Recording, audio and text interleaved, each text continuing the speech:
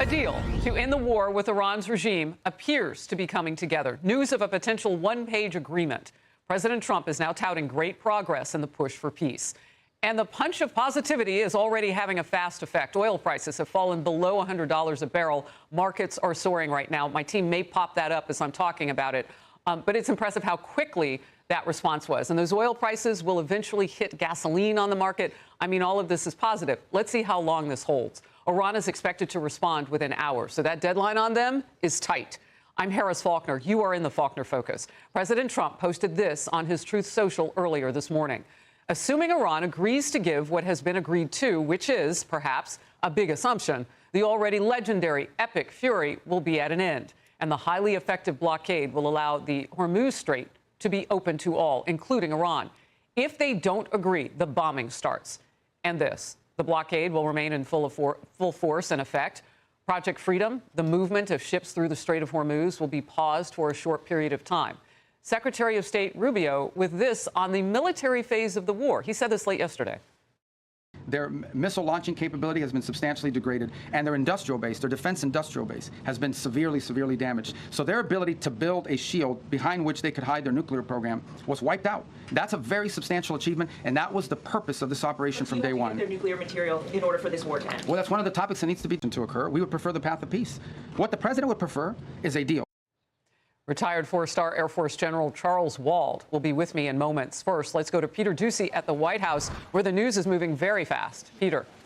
Very fast, Harris, and you were just talking about this. We've got the details of this 14-point plan, according to Axios. Under the banner, U.S. and Iran closing in on one-page memo to end the war. We've got these. A 5-year ban on nuclear enrichment, which would be less than the 20-year ban President Trump previously said he didn't like. There would be limits of 4% enrichment after that. There would be a ban on underground nuclear facilities, a vow to never seek a nuclear weapon, commitment to enhanced nuclear inspections, and an end to restrictions on travel through the Strait of Hormuz. President Trump, though, is telling the New York Post it's too soon right now to schedule a new round of in-person talks with Iran. So this is a very high-stakes game of telephone, still led by Steve Witkoff and Jared Kushner.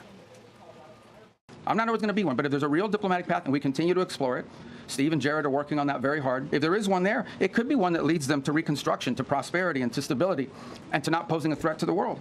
The alternative is growing isolation, economic collapse, and ultimately total defeat.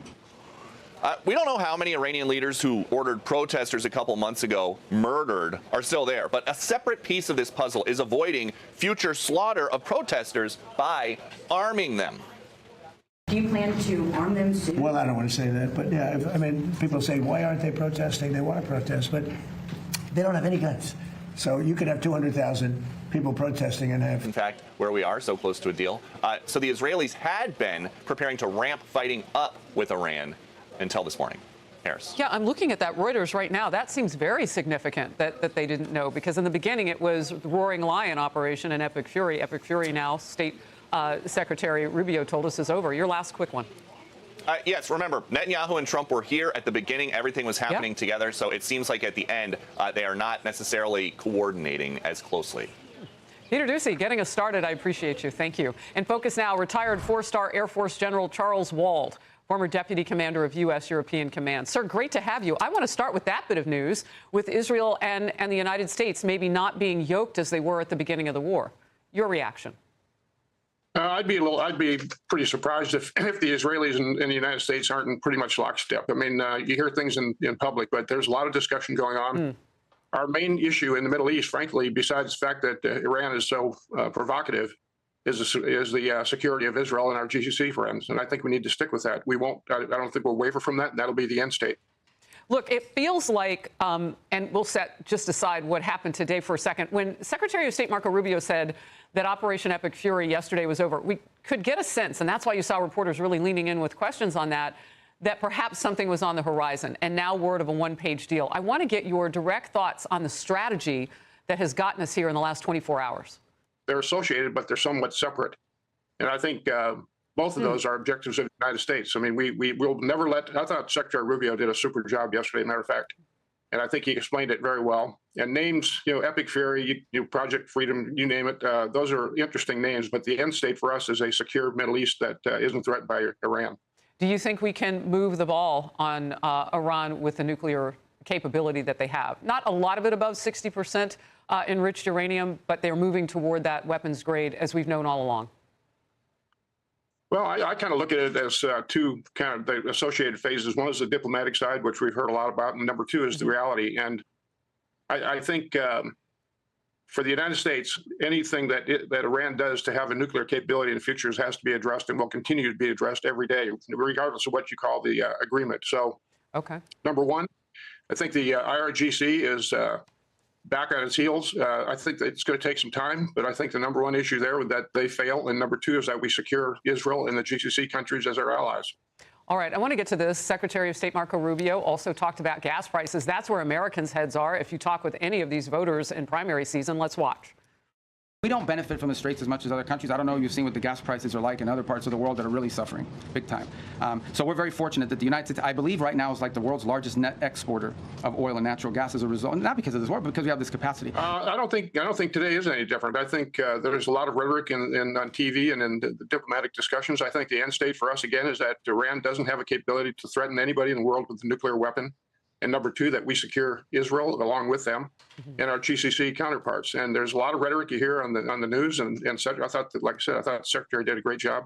But the end state, as far as I'm concerned, is a Middle East where Iran can't threaten its neighbors and doesn't have a nuclear weapon, period. You know, last quick question. Do you think we will own Iran then? I mean, you're talking about potentially helping people on the ground. What does that look like?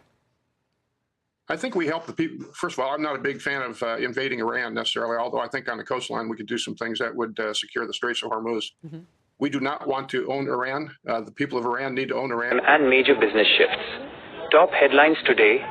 Iran and Project Freedom. The U.S. military has reportedly paused Project Freedom, an initiative to guide stranded ships through the Strait of Hormuz, citing great progress toward a potential deal. Markets have surged in response to hopes for a peaceful resolution. FBI raid in Virginia. Fox News is reporting that the FBI executed search warrants at the office of a top Virginia lawmaker this morning as part of a corruption probe. White House security. A suspect has been identified following a shootout with the Secret Service near the White House. This follows a separate incident where a child was injured on the National Mall. Major business deals. In a massive market move, GameStop has made a $56 billion bid to acquire eBay. Trending health and science. Hantavirus outbreak.